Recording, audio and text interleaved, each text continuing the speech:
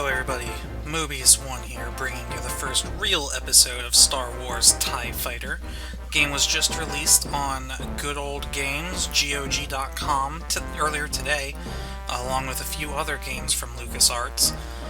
This one, however, I had to jump right into because this is hands down my favorite Star Wars game of all time. So we are going to dive right in. First things first is when you come into the game, you have to create a profile. The GOG version is, we are lucky enough that they include the top ace profile, which actually starts the game with everything unlocked. Like every mission is already completed, so you can play whatever you want, fly whatever ship you want. But what fun would that be to do a YouTube series on? So we're going to go ahead and create our own profile, Mobius1. You can see my score right now is 0, I haven't done anything. And I'm going to be playing on the medium difficulty level just because I'm confident enough in my flying abilities that I don't have to play on easy. But I don't want to bash my head against my monitor trying to beat this game on hard because it is very challenging. It might not start off that way, but it is going to get extremely difficult by the end of this series. So, here we go.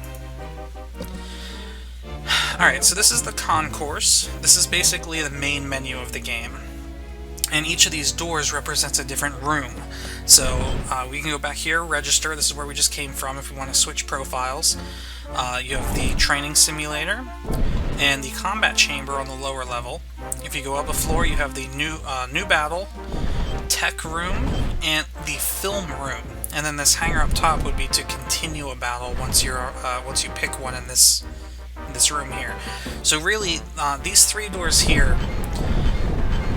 these are your three modes of play. So the training simulator is kind of like an obstacle course, and that's probably what we're going to be doing in this episode. Combat chamber is simulated battles. Simulated historical battles, and then new battle, this is actually the campaign.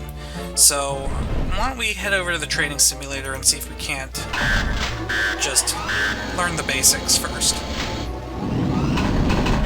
Alright, so I believe we're going to have every ship unlocked. Yeah, we do. So we're going to start from the beginning, but ultimately here are all the ships that you get to fly in the game. You have the TIE Fighter, the TIE Interceptor, TIE Bomber, TIE Advanced, the Assault Gunboat, and the TIE Defender. Now, the TIE Advanced, this is not the TIE Advanced X1, which is what Darth Vader flies in Star Wars A New Hope. This is the TIE Advanced prototype, which the X1, I believe, is based off of. So it's a little bit sleeker, in my opinion. Looks kind of like a spiky TIE Interceptor. But we're going to just start with the basic TIE Fighter for now. What level? Alright, we'll start on level 1. So, the training course consists of a circular track filled with targets and obstacles. Targets appear as multicolored pyramids and yellow spheres. If you shoot a target, you will receive a time bonus. Try to reach the end of each level before time runs out. So, that's really all there is to it. We're going to go in, and it, starts us off right away. Now, first thing you guys are probably going to notice, the graphics in this game are terabad. It's not really something that concerns me because this is what it looked like way back in the day, and I failed right there. But, again, you gotta remember, this game's 20 years old. This game came out in 1994. So, at the time, this was amazing. It obviously hasn't aged great, but for someone who's played it back in the heyday, and even for someone who is a fan of space simulators or even flying in Star Wars games, this is still something that you're going to want to look into, maybe even pick up on your own. You will need a joystick to play this, though. Trying to play this with the mouse, this is me trying to steer with the mouse right now. Oh, you could just do it. Alright, I got a target. So, it's doable, but again, to make a hard turn like this, you need to pull up, and I can't imagine being in a dogfight, trying to chase down, an X-Wing or something, and be like pulling the mouse, trying to chase him. When you get a joystick, you have full, You know, look at the difference in my motions with the joystick. It's just so much better. So that's really what you need to know. You don't need foot pedals or anything like that. You just need a joystick and a keyboard. And I'm going to be picking up some extra targets here. There are a few things that you do need to know about power management. Actually, before I even get into that, we'll finish talking about the different versions of the game. If you do buy it on GOG.com, you get two versions of the game. You get this version, which is the 1994 version, which is, in my opinion, the only one that's worth playing. Then you do get a 1998 version. Now, the 1998 version has slightly improved graphics, so it will look a little bit prettier than this. However, the 1998 version removed the original soundtrack, if you want to call it that. Basically, the 1994 version has this amazing MIDI formatted soundtrack that is dynamic to whatever you're doing in game. It's not really a good example in this training mission, but you'll notice in other episodes that I do later on that when you're in combat, the music is going to be playing a lot more intense than when you're just kind of flying around on patrol. And the 1998 version doesn't have that. Instead, they replaced the MIDI quality audio with static wave audio files, which, again, like I said, are higher quality, but it's going to be that same music track looping the entire time that you're playing the mission. And that just, it ruins the whole feel of the game. So actually, that was perfect. So now we can talk about energy management. You may notice now, every time I fire my lasers, now, they don't sound quite as powerful as they did roughly 30 seconds ago. And that is actually because they are weakening. Now, if you look in the center of my screen below my crosshair, you'll see two number zeros. Those zeros represent my missiles. So I have two missile pods, both of which are empty. But if you look onto the left or the right of those two zeros, you'll see two green bars. Those two green bars are my two laser cannons. And you'll notice that as I fire, those bars are slowly declining, or are slowly draining. Once those bars deplete, I actually am out of ammo, or out of energy from my lasers. Luckily, I can divert power from my engines to charge my laser cannons. If you look on the far left and right side of the screens, you'll see on the left is a green bar with the letter L, and on the right is a blue bar with the letter E. Left is lasers, E is engines. By pressing the F9 key, I can actually shift power from the engines over to my lasers. You notice now that green bar on the left is full, and the blue bar on the right is slightly less than it was before. But if you look at my energy bars in the middle of the screen, you'll see they are charging now.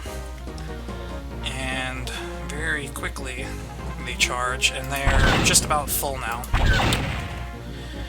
Now, what kind of effect does that have on my engines? Well, if you look on the right-hand side, just below where the letter E is, you'll see a 75 and a 100%, along with a clock that's counting down. That clock is basically just my timer, how long I have to get to the next level of this. In a regular mission, that clock will be counting up. Most missions, you're not timed, it just tracks how long it takes you to complete the mission.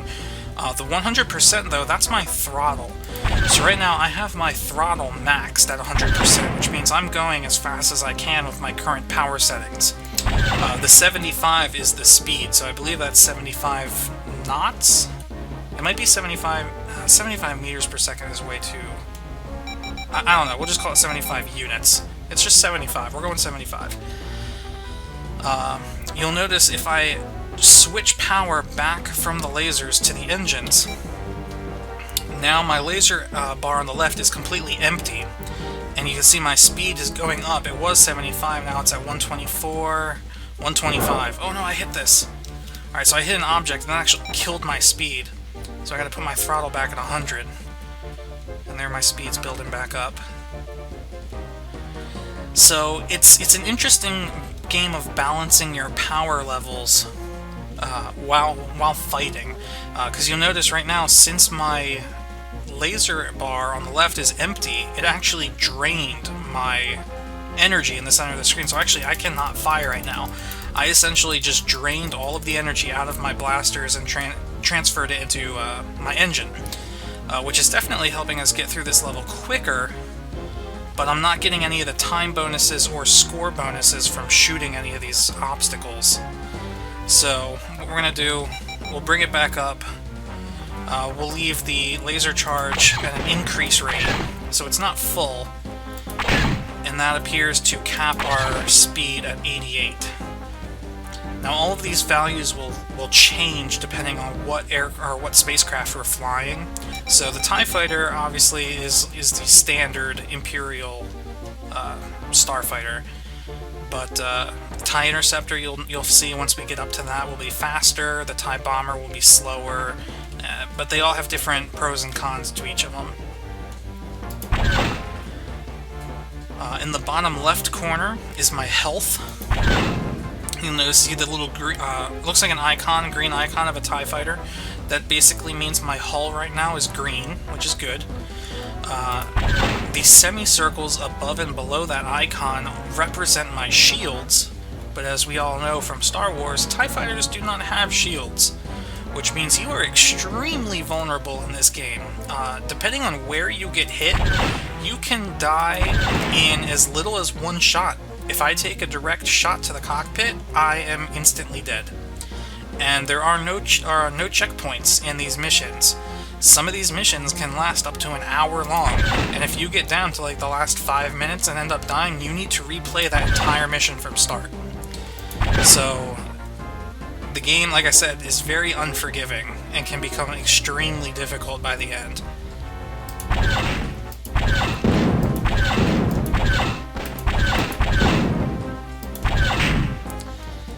Now, this training course really is only in the game to help you learn how each aircraft, I keep on to say aircraft, each spacecraft handles.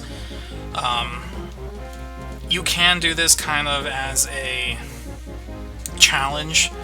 You know, if you and a friend want to compete and see who can get the highest score, who can get to what level the fastest, you can absolutely do that. But as far as the game is concerned, the only point to doing this is to get a StarCraft patch, and I will demonstrate that after I'm done.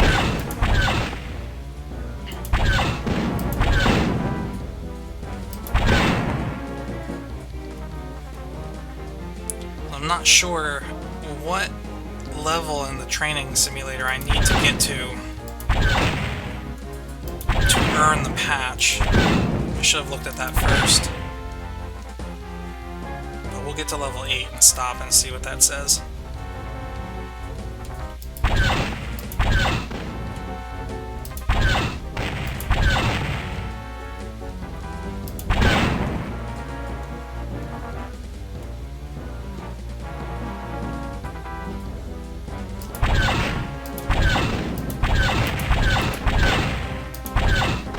Was close.